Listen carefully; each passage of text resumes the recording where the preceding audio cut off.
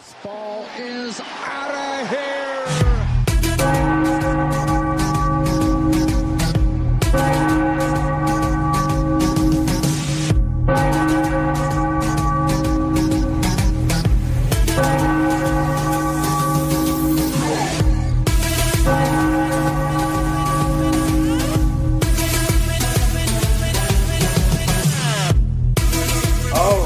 What's going on, everybody? Welcome to the Ring the Bell Philly Show. We are live. It's been a little bit. We didn't leave you. It's just, we have three people that run this show, and when all three can't find a singular time to get on here and stream, it gets really hard. So we finally found a time here, and we saw a nice little pocket here in the schedule, and that is right after an afternoon game to wrap up this 4-game set that we just got done splitting with the San Francisco Giants. So before we just get started, my name is Christy Francesco. That's Johnny Mac. Jason Kent's not here. He's right now running. He's the headmaster of the Aaron Nola fan club outside of the Citizens Bank Park at the Jetro lot.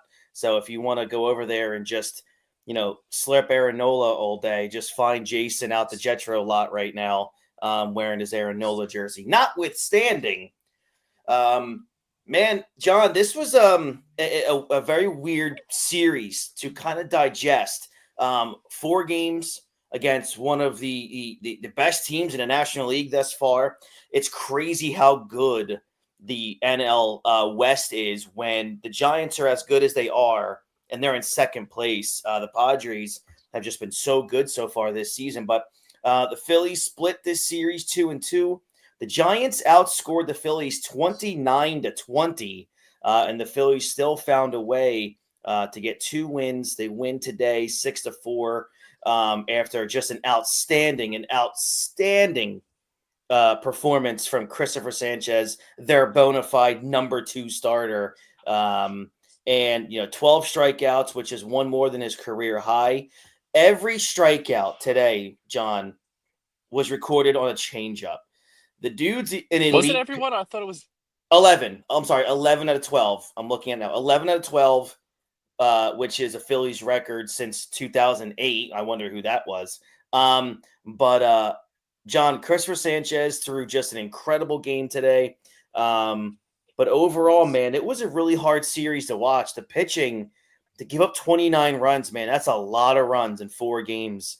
What was your outlook on these last 4? I really didn't love what I saw from, the bullpen, and it really wasn't the main guys. It was the guys that came up at mop-up duty. So especially when you look at the run differential, you're looking at these guys that were Jose Ruiz, Joe Ross. I mean, Joe Ross, I don't know how many runs this guy gave up this entire series.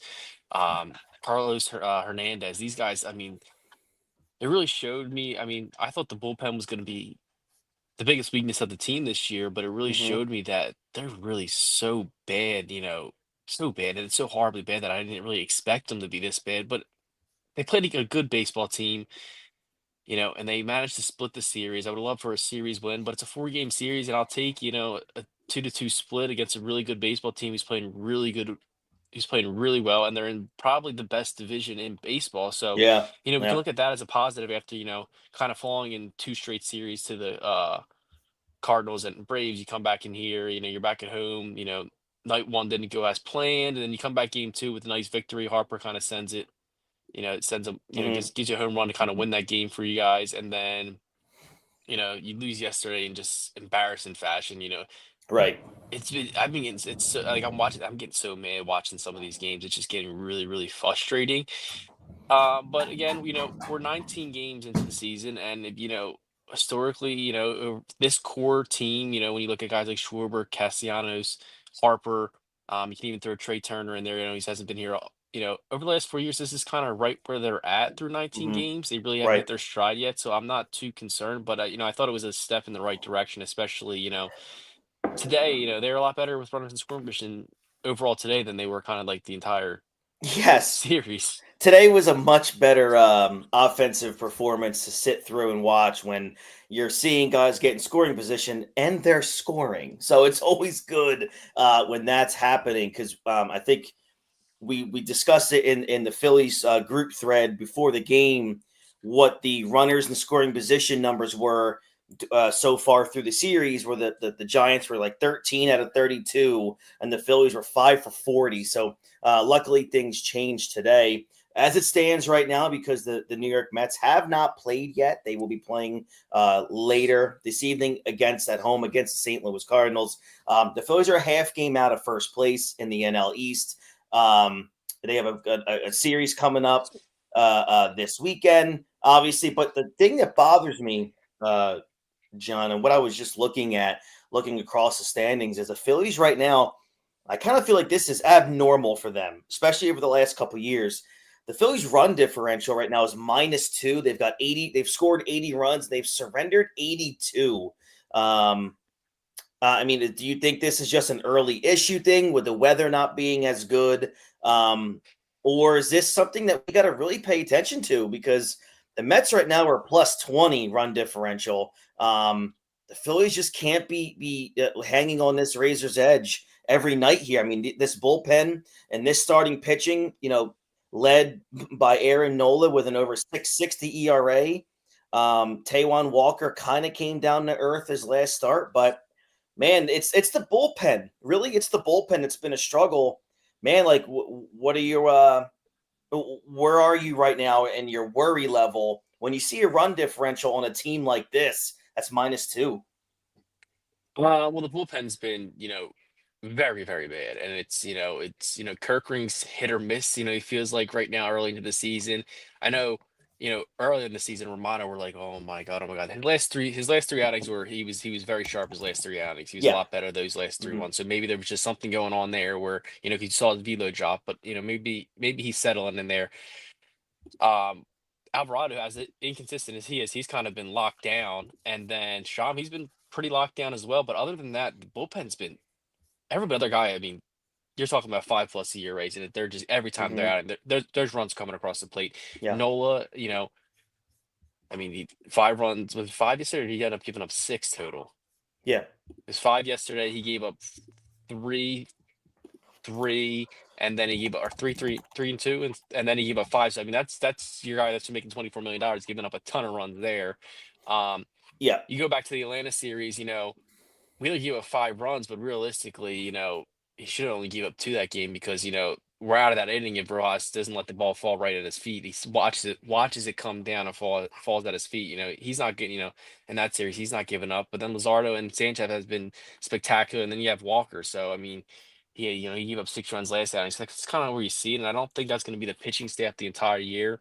As much as like we like to, mess with Jason and say how bad Noel is, because he has been pretty bad. He's not the guy that deserves the money the way he pitches. Um, but I expect him to be better throughout the season. I think he is going to be better. I don't think he's going to be this bad all year long.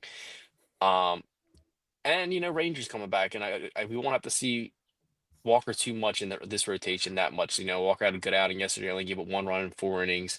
So we're going to see him again. So I'm not too concerned about the starting rotation. It's the bullpen where, if it gets to the days where the bullpen has to grind out, 2 games in a row, and then you go Yeah. to that third game and you have no idea who's going to be coming in that Nope. game and pitching. That's where you kind of get worried Yeah. about that.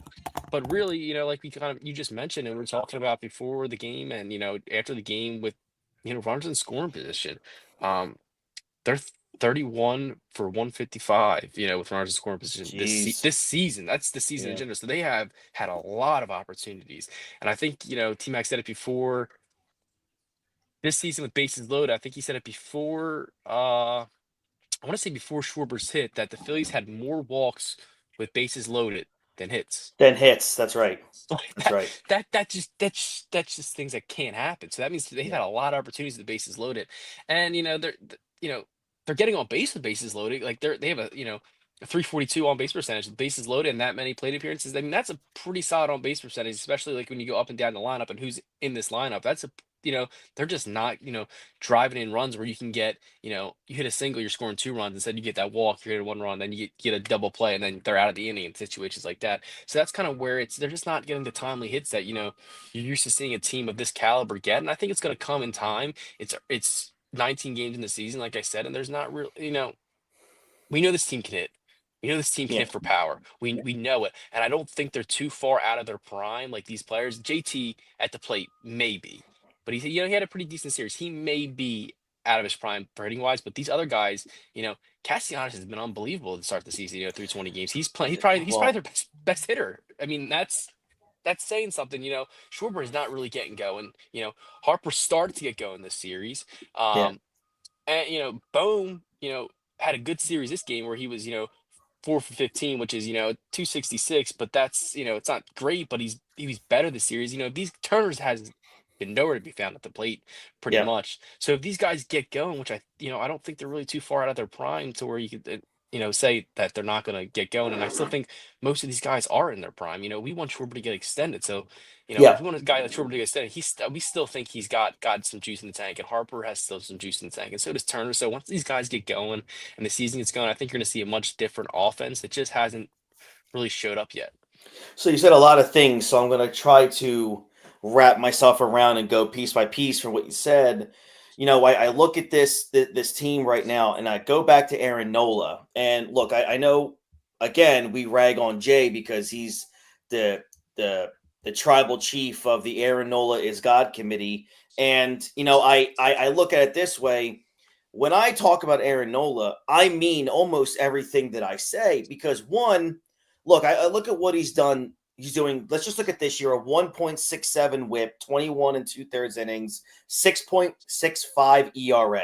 He's a negative WAR pitcher. He I had know 8 you walks hate his last two WAR. starts. Yeah, I know you hate WAR, and I'm not a huge fan of it either. But still, he's more meaningful to the Phillies not showing up to the ballpark right now than he is on the field. When I look at a negative WAR, that pisses me off because it's like, wow, you're more valuable standing right where I am right now when your team's playing than you are there pitching. So, and I look at Aaron Nola. What worries me the most about Aaron Nola, and you and I talked about this. He's topping out this year at 91 miles per hour. I was seeing a lot of pitches last night at 89. When I look at a guy like this who doesn't have very good secondary and third pitches right now, his curveball when it's on is great, but a lot of times over the last 3 or 4 years, it gets him in I don't know trouble why he because throws it for a strike. That's what it I like. Why? agree. So I look at this guy, John. He's signed for like 5 more years. Dude, he's not all of a sudden going to gain velocity. He He's hasn't his 32 whole in June. career. This is the kind of guy who is going, I think we're witnessing, if we haven't started it last year, the true absolute decline of Aaron Nola. I mean, if you're 32 years old, yes, I get it. He's durable. You know what that also means? That arm has a lot of innings on it and a lot of mileage. And he's throwing 89 to 91, and he doesn't have backup pitches to get him out of jams. And he's not a Chris, lefty. Christopher Sanchez can throw 94, but he has an elite changeup. So that can get him out of a lot of situations. John, I think we're in deep trouble from here on out with Aaron Nola. Yeah, I always look at two things and weird things, and it's kind of like I'm gonna kind of bring up the future with Aaron Nola and stuff like that. And like I always look at like two like moves the Phillies made that I kind of like think may set back the franchise in the long run, then help them in the like now that hindsight's 2020 have helped them in the short run. Now one is signing Aaron Nola because he's Yeah, here for seven. He's gonna be here for 7 years. I mean, he has 5 more years after this season. And signing JT because JT at the time he was the best catcher in baseball, but he was at an age where you knew a fast decline was going to come, and it just you got to be smart with your money sometimes. And agree. they've been pigeonholed twice by two guys because at the time when you give JT the contract, you don't have anybody to replace JT, so you're Right, screwed there. And then with Nola, Painter just towards UCL, so you don't know what's up, and they're there, so you get screwed again. Where they pigeonhole you, and they can get you as much money as they want because right. you need them. So that like it's happened both times where we knew Sanchez was going to be this good, and we were going to have Lazardo. You think we would have re-signed Nola Not a and chance. Painter's coming back this year, and we'll be up in June. Yeah, not a chance. If Christopher Sanchez was what he was right now 2 seasons ago, and again, it's hindsight, but if a guy like Lazardo or Painter was ready to go, No, right now Aaron Nola would be pitching for like the Kansas City Royals right now, like somewhere. And he would have got his money still. Like he Oh, would have he would have not. gotten his money absolutely. So it's not like we're saying he didn't, for what he's done and the durability he has, he probably did deserve the money, but it's to a point where like Right. that much money and he wasn't like elite, and you just kind of just now you look at it, you're like, oh, damn, we got to, Yeah. 5 more years. It's just a problem to me because of the fact that the velocity is going away. And, that's something that worries me. Look, I know it's only April, but look, man, I've been saying And we've this always said he's a warm weather stuff. pitcher, so do we have to wait? Maybe his arm loosens up when the weather gets there and Maybe. he's starting to throw normal. But it's just a Then what's the situation point where of spring training then? I He's been know throwing since February. I know but it's he always has. I mean, a 95-day on Sunday during the day, and it's hot as hell and humid out. That guy's throwing a 9-inning shutout. He does weird things like that. So I don't know. Yeah. Maybe when the weather starts warming up, he comes back, to his his normal self. And I'm fine with him being a 3-5 guy. Making 32 starts. But what he's done this month, I mean, it's horrible. We're Yeah. saying Taijuan Walker has been a better pitcher than him, who's been horrible for the Phillies. That's what we're saying Yeah. right now. Taiwan. It's exactly That's what like we're saying. it's a problem. And if the Phillies want to contend and have a chance at a World Series, he's got to have his best stuff. Because if he doesn't have his best stuff, there's a chance he's your 4th best pitcher going into the playoffs. It's funny. I wanted He to might bring even this be your up. 5th best pitcher if Painter comes up and Rangers there 6th best pitcher. It might be some crazy situation like that where he's not even considered an option come playoff time. I wanted to say this to Jason, but at this point, sometimes when I talk to you, we go in circles, and I'm like, okay, I'm done. But with Jason today, we were just going in circles, so I'm like, all right, I'm done. But if the playoffs started today, I know that's wild to think about, but listen, guys, when you live day to day with a baseball team like I do, it's very unhealthy. So when you look at this right now, if the Phillies started the playoffs today in a 5-game series, John, I'm not pitching Aaron Nola in the series. I'm not doing it. Yeah, you probably go with You would go with 3 Wheeler, arms. Sanchez, and Luzardo. And if it depends if you get a day off in there, you might go back to Wheeler to win the series. I'm not going to Aaron Nola. No way. I'm just not doing it. Yeah, it's not. And kind of, Topper told you who the second best pitcher on the team he thought was who started game 2 last year and again against the Mets. Yeah, it was Chris Sanchez. He said Chris Sanchez is our second best option. He's going game 2. So it's a problem right now. It's not even the major problem too either. That's right. So let's go now. Let's move over to the offense. Good news is, first off, what happened, I think it was in the 7th inning, Nick Castellanos was taken out of the game with a left hip flexor. Rob Thompson, historic pathological liar, so take this for what it's worth, did say Castellanos should be good to play Friday. Marsh is still day-to-day, not considered an IL option, which means probably within the next 2 hours, Marsh will be on the IL. The good news is if Cassie is okay, ready to go for Friday, that's great news because I have no idea how that situation would have looked. I'm guessing Kepler would play right and Schwarber would be back out and left and Rojas would be in center. I'm assuming that's how that would go. I don't know. Well, I would think, or do you put Schwarber in right and keep Kepler in left? Because Rojas is going to play, he's going to be in center. Who DHs? JT. And you play Marchand instead of Sosa?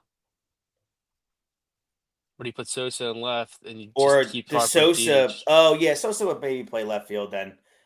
You would want that probably than having to force Schwarber to play left field or right field. So yeah, you would switch that. I mean, if Marsh is having, in my opinion, if Marsh is having this knee injury, I think a time on the IL stint will do him good, better than keeping him up here because it would make us happy.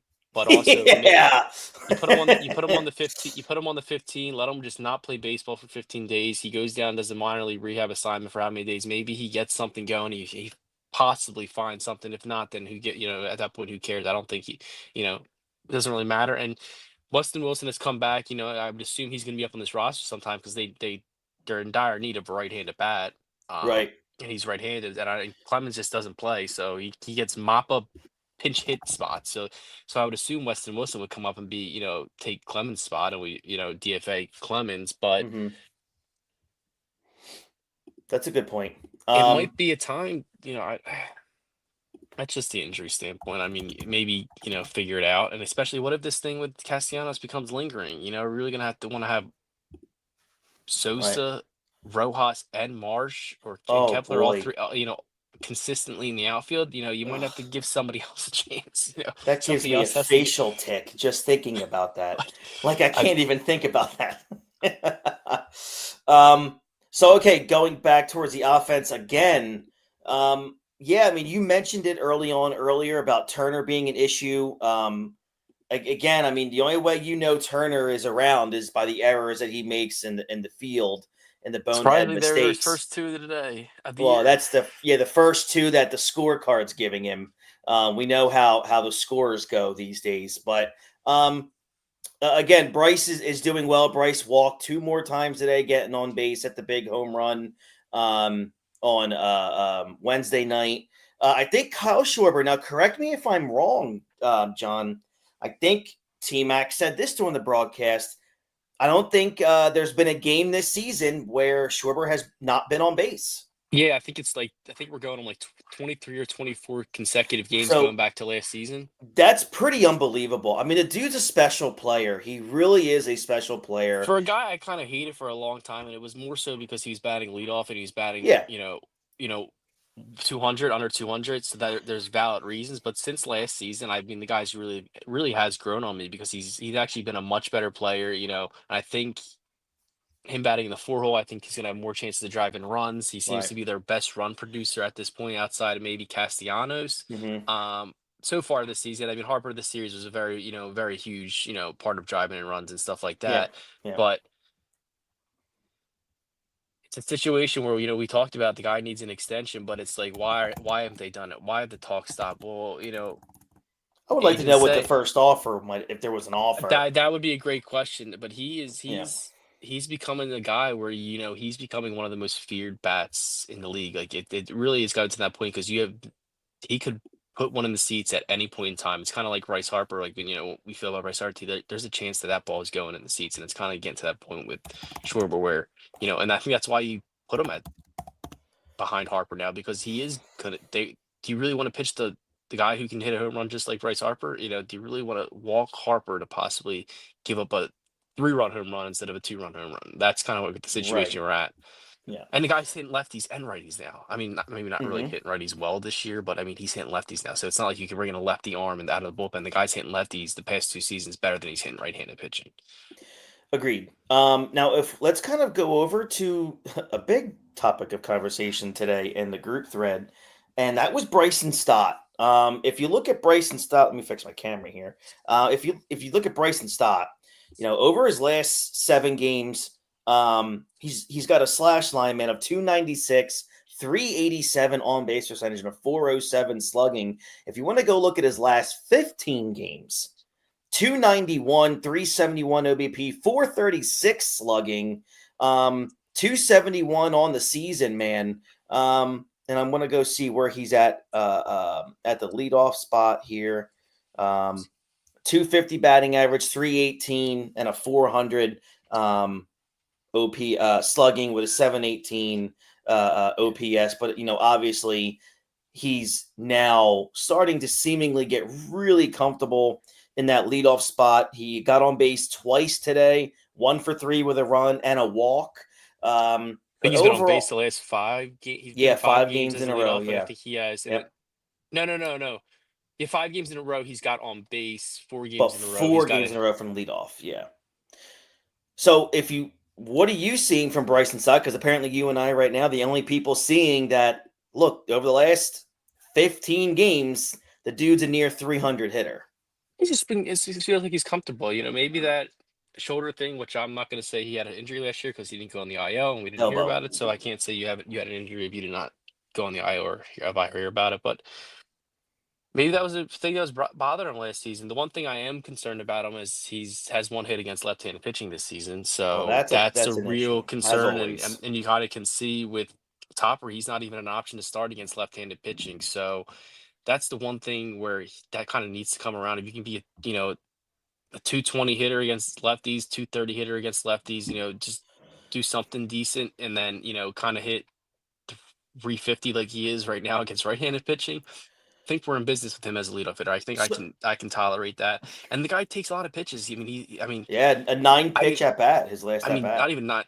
How many pitches do you think he saw today? I would guess 35, Almost. close Oh, to it. easily. Yeah. Because he had a 9 pitch at bat. He had a 3-2 count, a second at bat. His first at bat, he saw a decent amount of pitches, and he walked again. So at Hmm. least 20, 20 to 30 pitches he saw. Yeah, we're 2 seasons removed where he saw the most pitches in baseball. And that's kind of what you want out of a leadoff hitter, and For and, sure, and yeah. he is feeling more comfortable. It seems like the last 4 games he's led off the game with a single. Like last Yeah. 4 games he started, he's led off the game with a single. Or is it 3 games he's led off with a single? Whatever it is, he's the game starts, he's getting on base for us, and that just it's kind of this, especially this series where the Phillies I think have scored a total of what 5 runs in the first inning. How many runs did they score in the first inning this series? 8, 9, 10.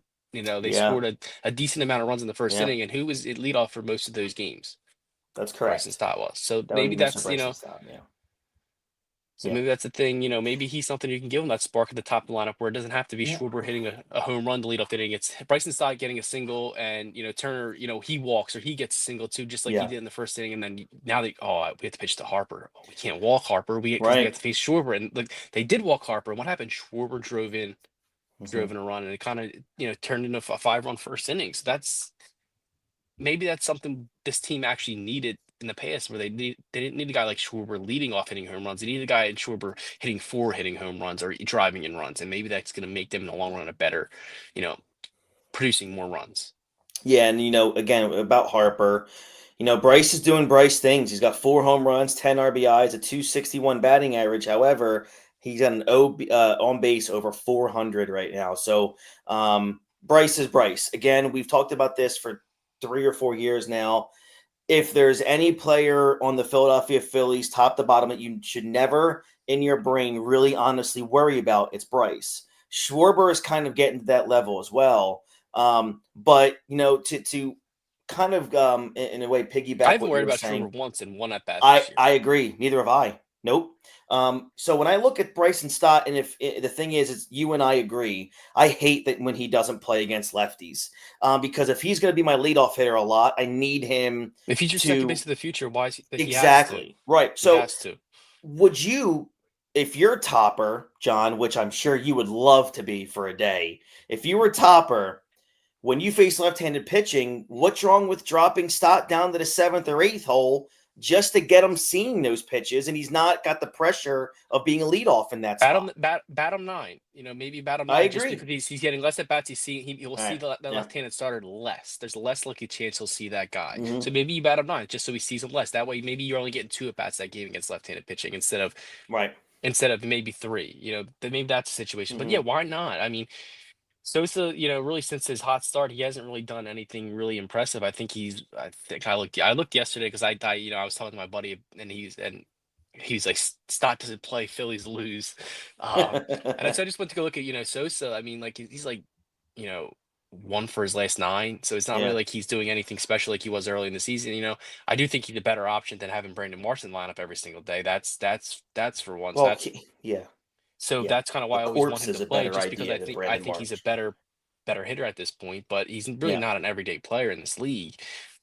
So it's for a guy that you at some point it's going to come down to where you need some type of a future, and right now they don't have any future. There's no future on this team outside of Sanchez and Luzardo, really, and not even counting the prospects, because you don't know we really don't know. We have high hopes for him, but you don't know what you don't Prostate. know We don't know what his prostate's looking like right you now. don't know what the prospects are going to do at this point. We have high hopes for him, but we need Hmm. some type of future that where you can say, in 5 years when Schwarber's gone, Castellanos is gone, JT's gone, Bryce will still be here, Turner will still be here, but at least you have a bright spot where this guy can take a lead, somebody can take a leadership role and say, this is how things are done, and maybe we can keep building a culture, within this organization. Right now, you don't have that guarantee when you don't have Hmm. stop playing every day, and you really don't know what you're going to get from Alec Bohm day to day, depending on how his attitude is and how, if he's struggling or not. If the guy's on,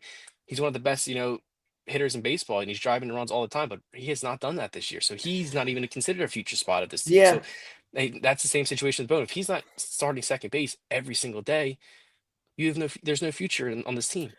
I'll tell you what, man. We're not going to sit here and project a year or two from now. Although I do it all the time privately. Um, depending on how this season goes with guys um, like Bohm, like Stott, man, you could be going into 2026 and you're going to have question marks at catcher, center field, left field, second base, and third base. And DH because Swerber's not Of he's not a course, guarantee. he's not a guarantee. So, boy, You're that's not a a playoff team at problem. that point. You're possibly not a playoff team. You're Absolutely possibly a agree. Totally 500 agree. baseball team, but Yeah, you're yeah. probably not a playoff team. I agree with you totally. All right. So, a couple other things before we bounce out of here. Um, a couple updates regarding Ranger Suarez. He had a rehab start Wednesday in Single A. Topper laid out Rangers' next steps. He's going to be up. He was up with the Phillies today. He's going to throw a bullpen. They're going to get their trainers to get their hands on him, and then it's probably going to be next Tuesday again in AAA. He threw 54 pitches Wednesday, still ramping up. Topper said in theory Tuesday he's going to throw about 70 to 75, and then his next start after that will be 90 to 95. So we could be looking about 2 more weeks before Ranger is back in the rotation. You got to hope that Taiwan can hold that fort down. I mean, God, actually, no, you got to hope that Aaron Nola can hold the fort down until Ranger comes back. But, Now that you bring that up, I have a question for you. oh, okay. These are And my it, favorite. it really could be meaningless. And, I'm kind of just thinking because, Painter pitches tomorrow, Yeah, and he's throwing 50 pitches. right. That's a huge jump from what we really were expecting. Are they starting to ramp him up a little more because of how bad this back, it's been? And we could see a six-man rotation a lot sooner than we really expected.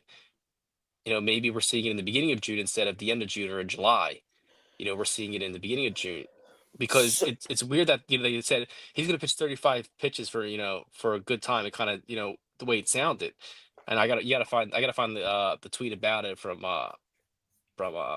whoever had it up where he said he's going to be 35 pitches for the next couple starts, and he's kind of build him up, and then all of a sudden you saw his next start is going to be Friday, and he's pitching 50 pitches.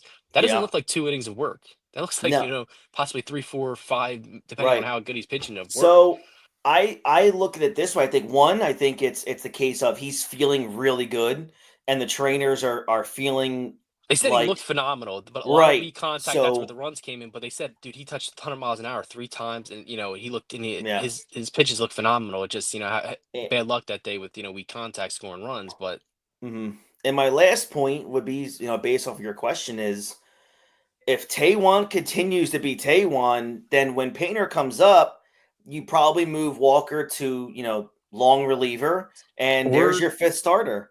is Painter the long reliever, and you build him up that way? You build him up all season as your long reliever, and you make him a starter next year because obviously the bullpen needs help.